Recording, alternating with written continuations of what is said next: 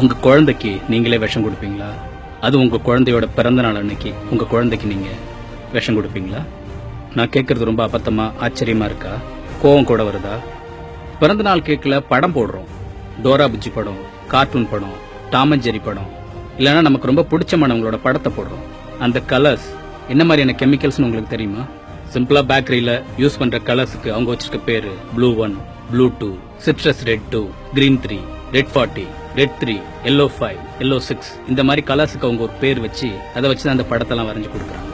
உங்களால கற்பனை கூட பண்ணி பார்க்க முடியாத மோசமான கெமிக்கல்ஸ் அதுல எல்லாத்துலயும் இருக்கு. நம்ம குடலுக்கு இதெல்லாம் செரிக்கக்கூடிய தன்மையே கிடையாது. குடல்லையும் இருக்க முடியாம, குடல் விட்டு வெளியேற முடியாம குடல்லையே தங்கிடும். நாளடைவுல அது சேர்ந்து ஒரு கட்டியா மாறிடும். என்னைக்கோ ஒரு நாள் சாப்பிடுற கேக் தானு சொல்லிட்டு நினைக்காதீங்க. இந்த ஃபுட் கலர்ஸ் நீங்க சாப்பிடுற ஸ்வீட்ல இருக்கு, சாக்லேட்ல இருக்கு, 50 காசுக்கு வாங்கி திங்கிற கொய்யாக்கா முட்டையில ஆரம்பிச்சு 500 ரூபாய்க்கு வாங்கி சாப்பிடுற ஐஸ்கிரீம் வரைக்கும் இந்த ஃபுட் கலர் தான் இருக்கு. இந்த ஃபுட் கலர்ஸுக்கு உலக நாடுகள் வச்சிருக்க பேர் என்ன தெரியுமா? இது ஒரு கார்சினோஜெனிக்.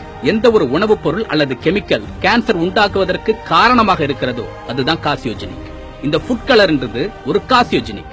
சிக்கன் 65, கோபி மஞ்சூரியன், பஜ்ஜி, போண்டான ஆரம்பிச்சு வீட்டுல செய்யற கேசரி வரைக்கும் நாம சேர்க்கிற ஃபுட் கலர் கேன்சரை உண்டு பண்ணக்கூடிய ஒரு மூலப்பொருள். இனி எந்த உணவுப் பொருள் எல்லாம் இயற்கைக்கு மாறான செயற்கையான கலரை பாக்குறீங்களோ அதை பார்க்கும் போதெல்லாம் அது ஒரு கேன்சரை உண்டாக்கக்கூடிய மூலப்பொருள்னு உங்க மனசுக்கு தோணும். அது ஸ்வீட் இல்ல, விஷம்ன்ற எண்ணம் உங்க மனசுல உண்டாகும். அதை வாங்கி கொடுத்தோம்னா நம்ம குழந்தைக்கு விஷத்தை வாயில ஊட்டி விடுற எண்ணம் உங்க அத்தனை பேருக்கு வரணும். கேன்சர்ன்றது ஒரு காலத்துல யாரோ கோடியில ஒருத்தருக்கு வரக்கூடிய நோயா இருந்துச்சு. ஆனா இன்னைக்கு மிக சாதாரணமான ஒரு நோயா ஆயிடுச்சுன்னா அதுக்கு இதெல்லாம் தான் முக்கியமான காரணம். நமது உண்மையான அன்புக்கு நம்ம சாயம் பூசி காட்டணும்ன்ற அவசியம் இல்ல. அன்புன்ற பேர்ல அவங்க வாயில விஷத்தை திணிக்கணும்ன்ற அவசியம் இல்ல. ஃபுட் கலர்ஸ் எதுல இருந்தாலும், அது கேக், சாக்லேட், கேசரின்னு எதுவா இருந்தாலும் இனிமே அதை சாப்பிட மாட்டேன்ற சபதத்தை நாம எடுத்துக்கணும். அது விஷம், அதை தூக்கி எறியணும். நாம சாப்பிடக்கூடாது. நம்ம அண்ணன், தம்பி, அக்கா, தங்கச்சி, உறவினர்கள், சொந்தக்காரங்க, ஃப்ரெண்ட்ஸுங்க யாரையும் சாப்பிட விட கூடாது.